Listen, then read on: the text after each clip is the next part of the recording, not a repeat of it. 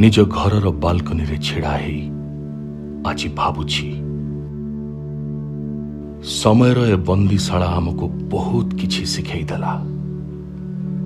सामना करेला बहुत अजଣା सत्य सह अगणित भूल चिंताधारा को मनरु दूरेई देला।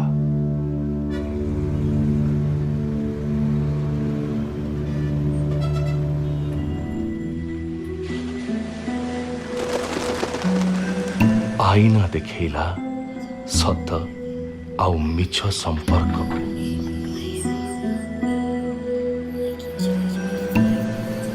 असली आउ नकली जीवनर तफात भी बुझेला।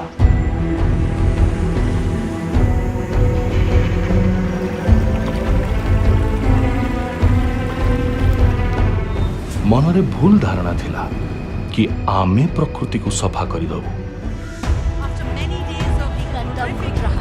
आसमान में पसरी धुंध की चादर।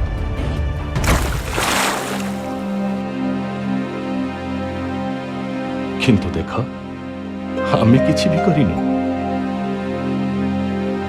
किंतु ए प्रकृति मन को सफा हो गला, आकाश नीलिया हो गला, नईर पानी आउ मैला ही रहिलानी। आमे खुशी होथुलु पिंजरारे बंदी हेइथिबा निरीह पशु पक्षी को देखी। जेतेबेले मुख पशु पक्षी माने आमर बंदी अवस्था को देखी हसिले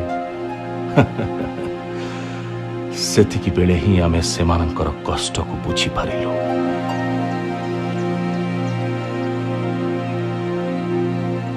लक्सरी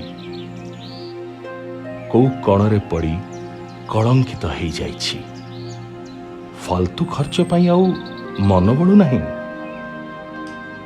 निज घरे आमे आउ कुणिया हेई नाहु, बरं परिवार अंश हेई गलुनी। कुनी पिलांकर प्रतिभा जे कौन आमे आस्ते आस्ते जानिलुनी। एकाठी बसी घर रंधा खाइबा र स्वाद चाखिलुनी।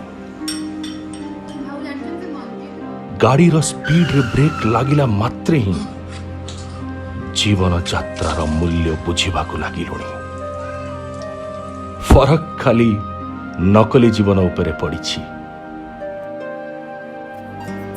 असली जीवन एबे भी गतिशील अछि। पोखरी नदी और झरणा एबे भी बहुचंती। खेतरे फसल एबे भी फळुछि। बगीचारे फूल एबे भी कौलुछि। एबे भी आकाश रे सूर्य उदय होउछंती। राति रे जह्न एबे भी उंकी मारुछि। ए सबु व्यतीत जहाँ भी किछि हजि जाउछि से सबु फेरी पाओ तो जीवन पूर्व ठारू आहुरी भल हेई पारे। आगुकु भी हाउ ए सबु पाई आमर अटकी जीवाटा जरूरी। निज निज घरे निज निज लोकंक साथी रे। Stay home, stay safe. वंदे उत्कल जननी।